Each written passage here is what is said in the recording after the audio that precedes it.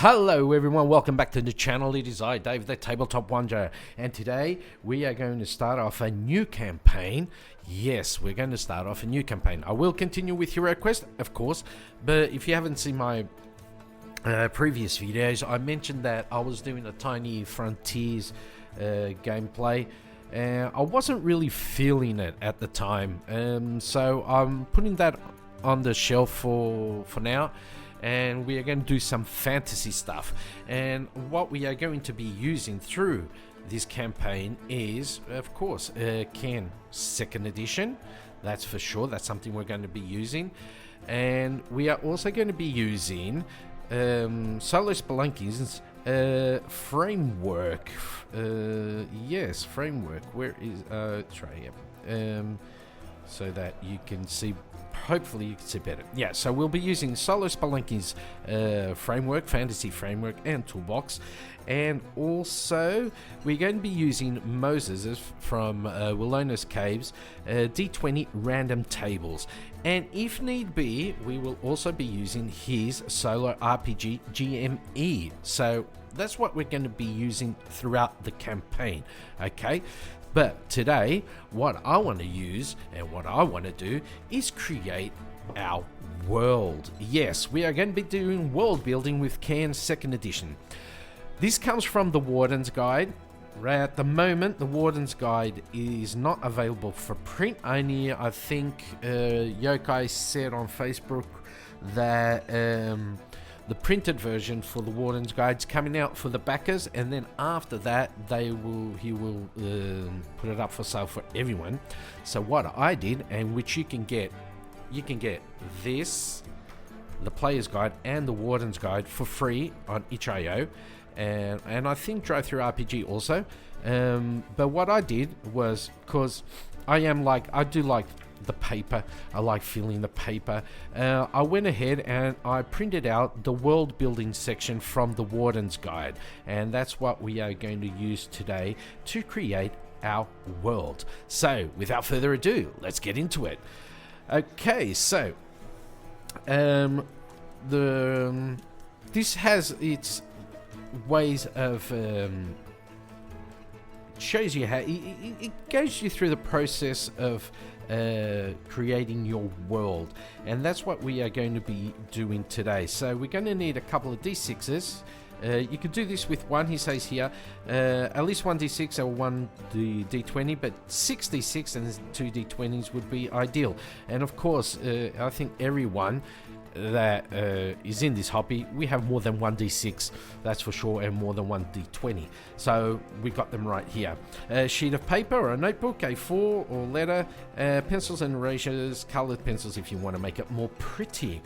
But the first thing we need to do is we are going to need to roll for our region theme. Okay, so we are going to get our d20s, okay, right here, and we're going to be rolling for the culture of our region. So let's go straight into that. The white one will be character, the yellow will be ambition. Okay, so the culture for our region is, for the people of our region, is, we got a 13 and 20. So 13 is resilient and 20 is wealth. Yeah. Okay, our region, our people, they are resilient, so they're tough buggers. Resilient, yeah, and they are wealthy, and it is a region of wealth, so a lot of resources, a lot of stuff like that. That's what I'm getting from here. Next, we need to see what resources do they have. So abundance will be white, scarcity will be the yellow. So let's see. We are, that was a 10. That was a 10. Where's the 10? It vanished. Oh, it's right here. That was a 10 right there, and a 13. So we are, nice. It is abundant in ore. Abundant in ore. and we are scarce in 13 stone. Okay, so scarce of stone. So we have a lot of ore. We got a lot of iron and stuff like that. Copper, iron, gold, silver, all those goodies, but we do not have much stone. Okay, so going on, factions. A region is typically dominated by one or more factions, each with their own unique advantage, agenda, and obstacles. Each faction should also have one or more representatives or agents tasked with helping. Okay, all that, advantages and that. But what I'm going to do, I'm going to skip these factions a bit because right now we have basically nothing. We basically have nothing on our map, so we do not know anything. It is a blank sheet of paper, so with that we should actually go in and try to map out some of our terrains. Okay, so there's this little diagram here. Roll for the terrain type, and whatever comes up, it will show you what sort of terrain it is, if it's easy, if it's tough, or stuff like that. And where does that say? Okay, so right here, a region, terrain, and natural features are there, landmarks. Okay, roll 1d6 and roll an amount of dice equal to that number on the map. Collect any dice that roll off the page and set them aside.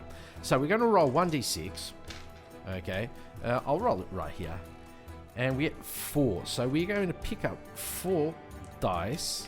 Okay, and what we're going to do is we're just going to let them drop on the page right here. Let's do that, and let's do that, something like that, and that's what we got.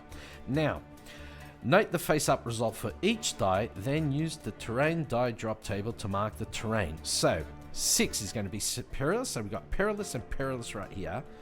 Okay, so we'll do one here, perilous, right here. This one here is also perilous. The 4 right here is tough, and this one here is also tough. Oh, this is a sort of a really rough region of the land. Now draw long curvy lines across the page, carving the map around each die, like in figure 2. So we go over here and we got figure 2 right here. So let's mark out our terrain. So let's do this, something like that, right there. And this one can come down like this, and we'll do something around like that, probably. Yeah, and this can be all here, or you know what, no, let's do this, right, and this one can come around here. This tough can go around here, and this can be all, this area can be this tough area. So we've got a pretty big perilous area, a medium-sized perilous, and a tough, big tough, and a medium-sized tough area. Okay, we're going with that. Okay, now we go back here and let's see, we got to roll on some other tables now. Roll on the appropriate table for each result, writing the terrain and landmark results on the map. Figure 2. Replace the die with a triangle, writing the landmark result on the map. Let's see. Figure 2. So we got that right here, figure 2. So we know it is a perilous. Let's roll for this one here. So easy. And we need to, I just hit my microphone. Perilous. We've got a d20 right here. So let's roll for d20. Okay, we'll roll 2 of them. So the white one will be for the terrain, and the yellow will be for the landmark. And we got a 15 and 17. And for this area here, 15 and 17. So what we get here is 15 for the white is mountains, and 17 siren stones. Okay, so we get mountains, and for the landmark, we get some siren stones. I know this is looking a bit wonky, but I'll fix it up after. Siren stones. Okay, let's continue with the perilous since we are here already. Let me just do this. Okay, we're going to roll here now. White is the first column and yellow is the second. We get a 2 and a 13. So it's bogs. And 13 is meteor garden. The landmark is a meteor garden. So this area was once hit by meteors. Okay, let's go for the tough. We'll do this one here. Once again, the white is terrain, yellow is landmark. We get a 7 and a 3. So 7 is estuaries. And the landmark is 3, which is a behemoth graveyard. Ooh. A big dude died here. Nice. Cool. Okay, let's do the small tough area. A 20 and a 6. 20 is woodlands. Okay, something more generic. And the landmark, I'll just put LM. The landmark is a 6 half-buried ark. Oh, okay, so half-buried ark. Okay, we've got some pretty cool ideas here. We can start with this. Okay, so we've done all of that now. So we've done all of this, and we just, if there are any empty spaces in need of terrain, roll a die, and you're like, you know what? I probably will. Let's do this. Let's grab this area here. This area down here. Let's see what we get here. I don't want to do another tough. Okay. 2. And 2 is, what does 2 say? 2, so 1 to 3 is easy, so let's do that. Easy here. Let's roll on the easy table, because like we need a bit of we need a spot where we can actually just chill. Okay, 14 and 13, so that was a 14 right there. So is pastures, and 13 is a great water wheel. The landmark is a great water wheel.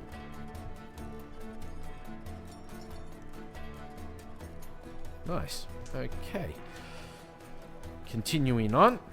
Every region should have some kind of water source. Otherwise, to create waterways, draw a wiggly line from the highest elevation point, example mountains, we've got some mountains right there, to the lowest. We could go down this way. Okay, what I am going to do, however, give me a sec, I'll be right back. Okay, I am back, and as you can see now, hopefully you can see it, I got some markers.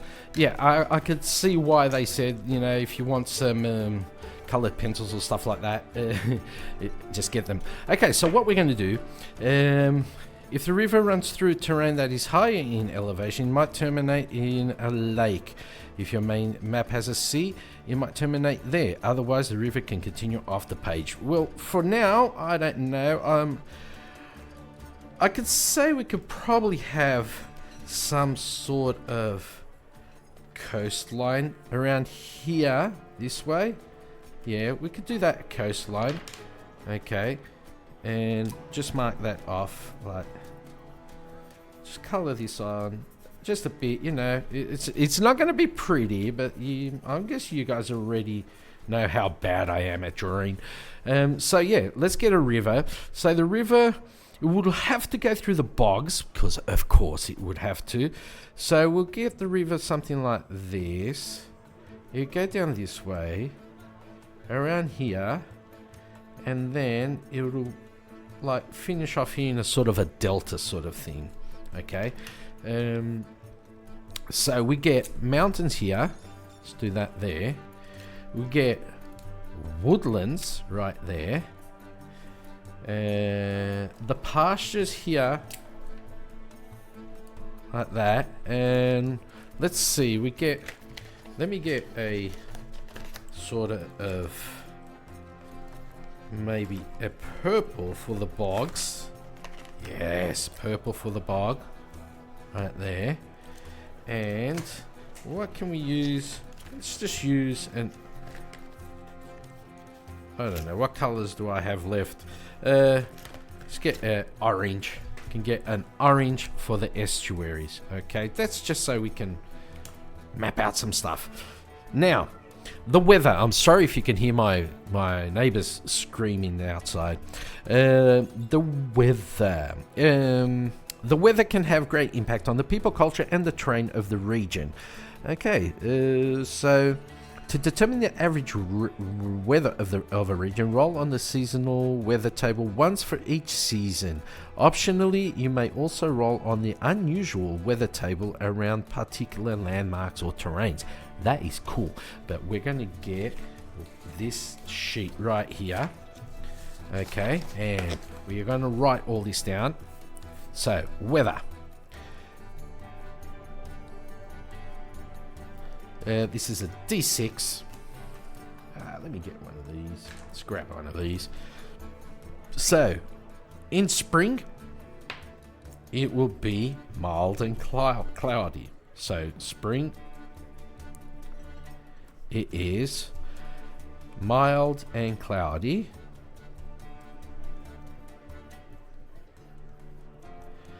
In summer, hot and sunny.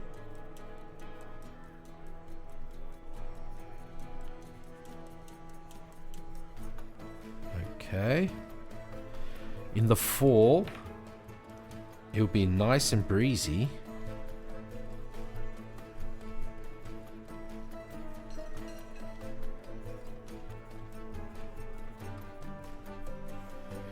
And in the winter, got a 6, freezing and hail. Winter.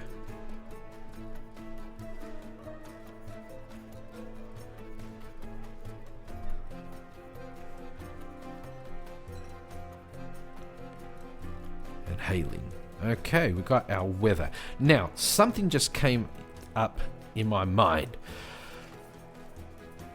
I think I'm doing this wrong, but let me know in the comments. But I just rolled the weather. Now, it says here, each region has, the weather can have a great impact on the people, culture, and terrain of a region.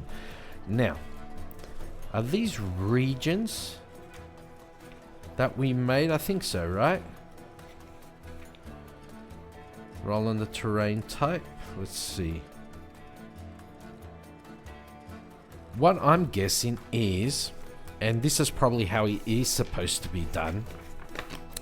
So mountain area is one region. This is another region. The estuary is another region. The bogs is another region. And the pastures are another region. I'm guessing that's how it is. So I should be rolling one of these, even the people and the weather, on each one of those. Because that's how you're going to get something like completely different. Because this, the way I'm doing it, this would be like a world map sort of thing.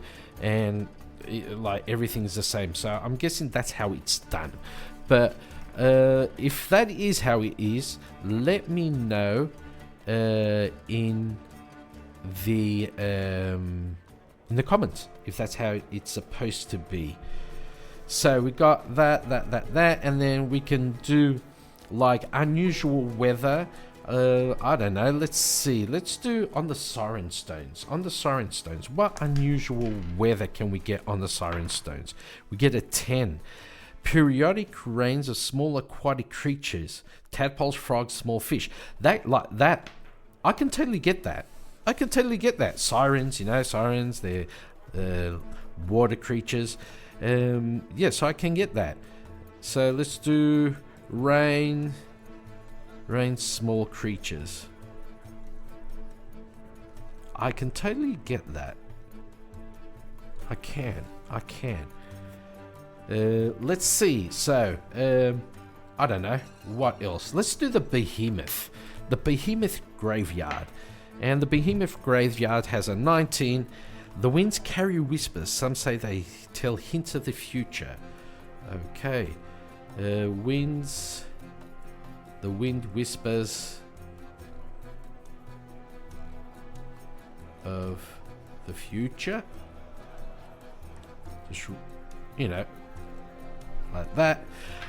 Since we're doing this, let's go for the Bogs. The Bogs is a 5, and the 5 says distant chimes instead of thunder. A smoky, sweet wind blows in from the west. Okay. Let's do chimes. And wind blows from the west.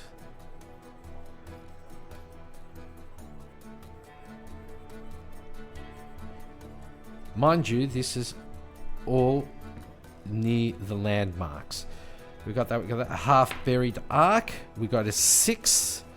Enormous fleshy eyes peer down from the skies. Their pupils lighting up the night sky. Ooh, big eyes in the night.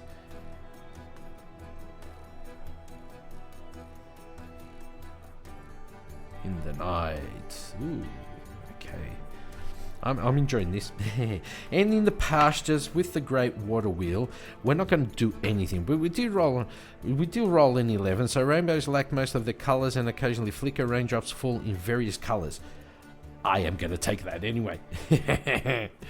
Rain drops various colors.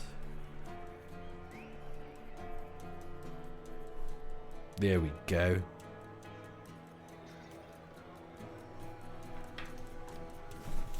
We've done that. So now here it says, you know, just to draw up the map, make it nice and pretty. We are not going to do that. Points of interest. Okay, let's get some points of interest in here. Points of interest on the map are generally divided into the following categories: hearts, settlements, waypoints, curiosities, lairs, and dungeons. Okay, so draw points of interest. Draw the letter H to a water source on the map. Okay. Why H? I don't get it. But it says to draw a H, so we're going to draw a H. There's a freaking fly around here. It's bugging me. So, H, water source, we can do that H right here. See if I could kill it. Nailed it. Cut that out. H for the water source. Now roll 3 to 8 d6 dice on the map, collecting any dice that roll off the page and setting them aside. Note the face-up result for each die, and then use the POI die drop table right here to see what it is. Okay, so let's grab ourselves some more dice. We're going to roll 6 of them. Oh no, let's get 8. It says 6, 3 to 8. Let's get 8, because we do have a couple of areas around here, right? You know what? 1, 2, 3, 4, 5. Let's just do the 6. We'll just do the 6. Okay, now roll it. I'm gonna roll each one. One there, one there, one there, one there. Okay, that one's out. One there. And one there. Everything's around here. You know what? But we're going to put that one there, and we're going to put that one there. Okay. Now, what do we get here? So, right here on the POI table, I'll just do a little star. it says that 6s are dungeons right here. 6s are dungeons. So we get a dungeon here. We get another one here.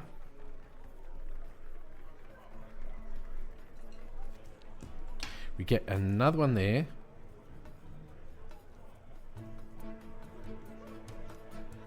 We get a 2 right on the river, and the 2 is a curiosity.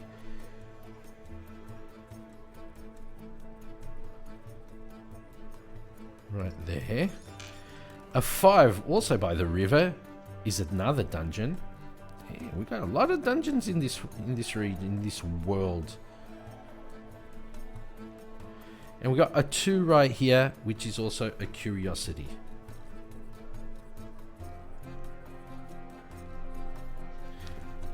Okay, cool. Roll any dice fell off the map, starting with the heart, number each point on the map. So the heart will be 1, 2, 3, 4, 5, 6. Okay, so that will be 1. This will be 1. And we'll do it this way.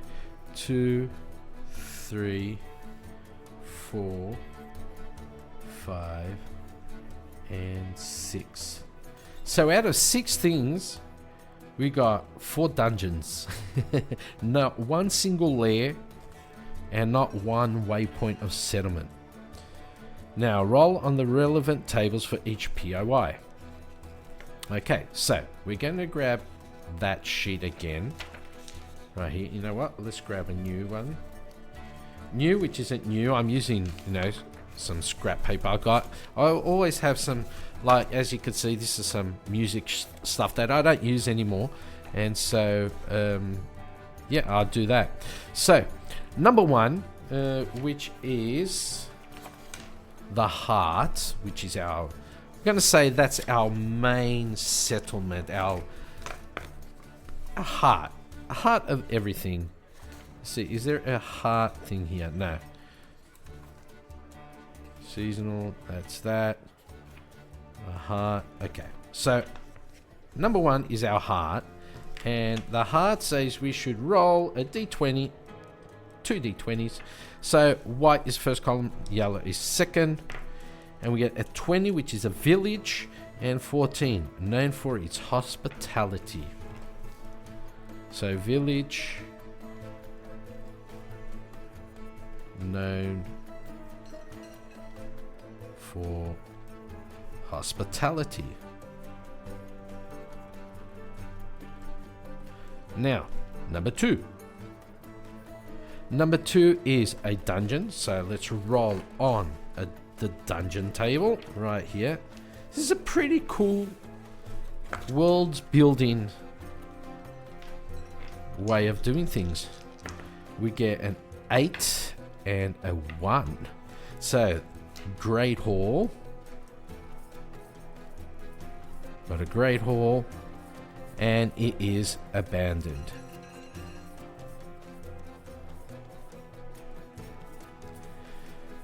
Uh, 2, 3 is also a dungeon. 13 and 5. 13 is a palace.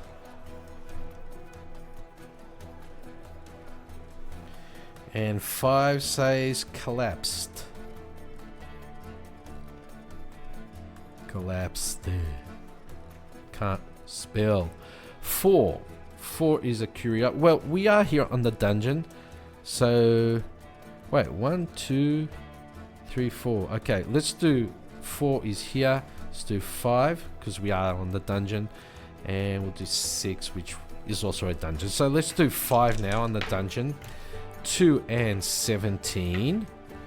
2 is a cave, and 17 is remote. So a remote cave. It was 5. Yeah, it's not that remote. It's basically by the river. And 6, our last dungeon, which is in the woodlands. We get a 12 and a 13. So 12 and 13. 12 is an outpost. And 13, right? 13 is mirrored. Ooh, that's weird. A mirrored outpost. Some sort of wizardry is going on in there. And last but not least, we get a curiosity right here. I didn't mark that one. 6, 7. Where's 4? 4's here. I didn't mark this one. 7. Curiosity. Right here by the river. So it's not last but not least, but we do get 2 curiosities. So let's roll on the curiosity. We get a 4 and an 8. So 4 says collapsed mill. Did we get that already? Mill. And 8 says edible fungus. Let's do look at that. Do this, and this. So in this collapsed mill, we can get some mushrooms. And you know what? Probably what happened was the flour and all the stuff that was used in the mill that milled the milling things, they became edible fungus. And last but not least, we get an 18 and a 17 for our last curiosity by the river, which is purple geysers.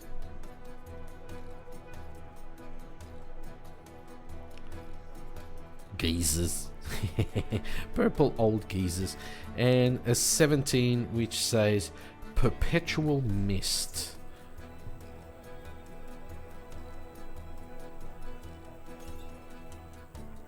Okay. So we've done that bit now. What else is there left to do?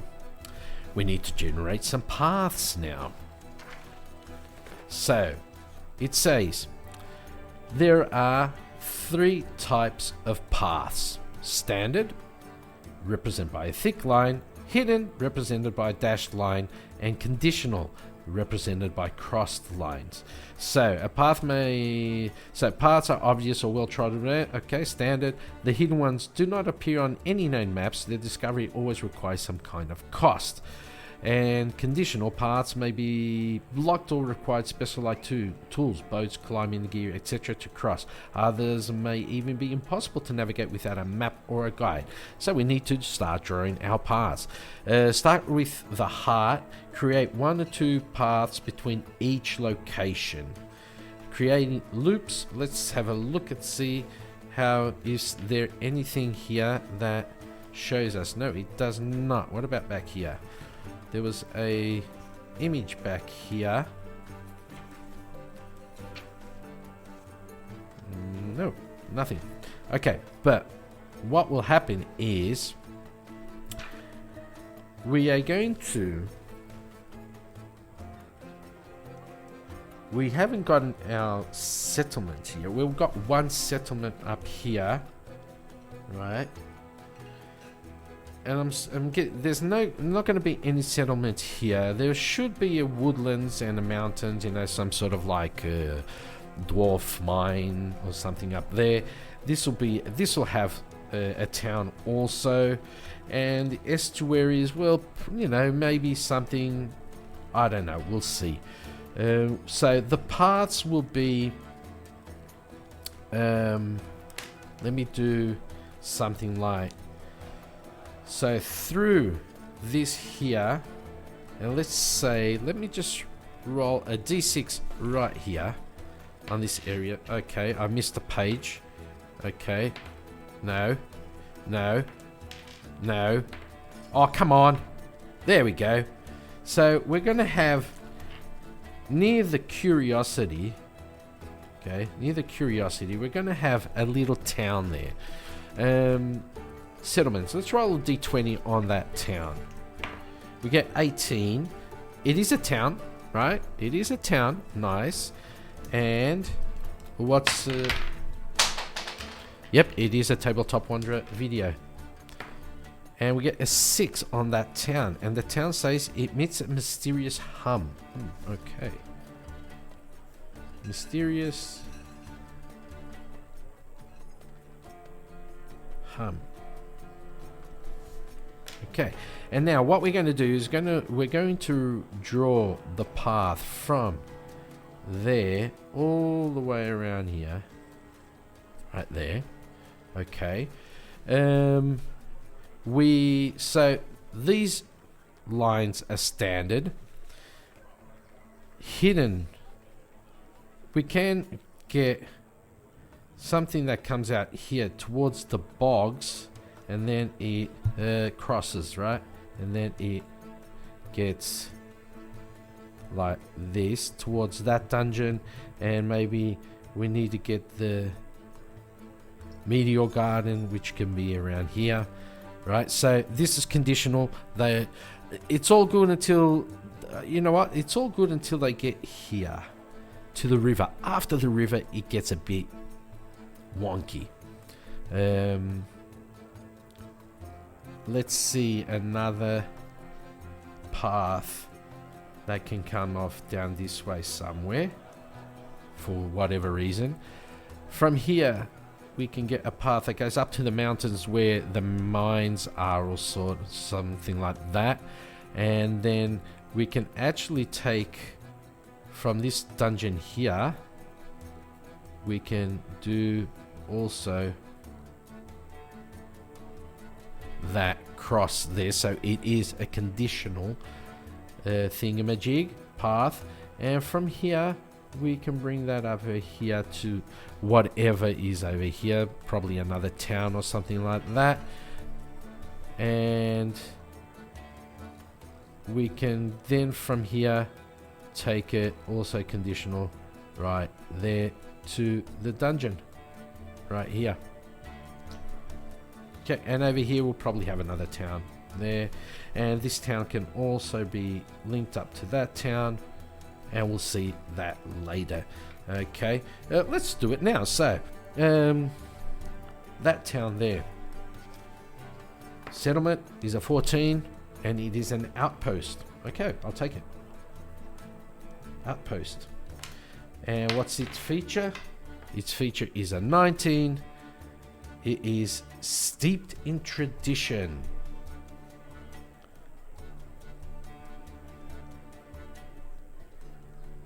Steeped in tradition. Okay. So there's a lot of how should I say, army sort of thing there. So they're very into the military. Now, put it all together. Ask yourself the following questions. What would draw people to this region? What keeps them here? Okay, what do people here think of outsiders? Yeah, that's what I'm thinking. So, each of these spots are regions. Oops. Each of these spots are regions. That's what I'm getting out of this. So I will have to go and roll up. Oh my God. I will have to go and roll up each of these regions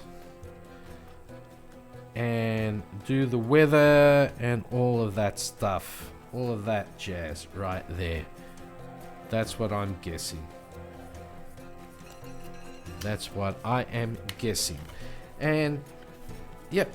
So this is, or this was and is, a short little video, which isn't that short, of using Cairn 2nd edition for world building or generating your own world. I like it. It is pretty fun. It is pretty simple. What I am going to do off camera then is I'm going to do all the other stuff together, right? Draw the paths better, get, do all of this together, what on each section of this, and then on the next video I can update you all on what is going on here. Okay, so pretty simple, pretty cool idea. Very, very easy to create a whole world, as you could see. Just a couple of dice rolls and everything is done, basically.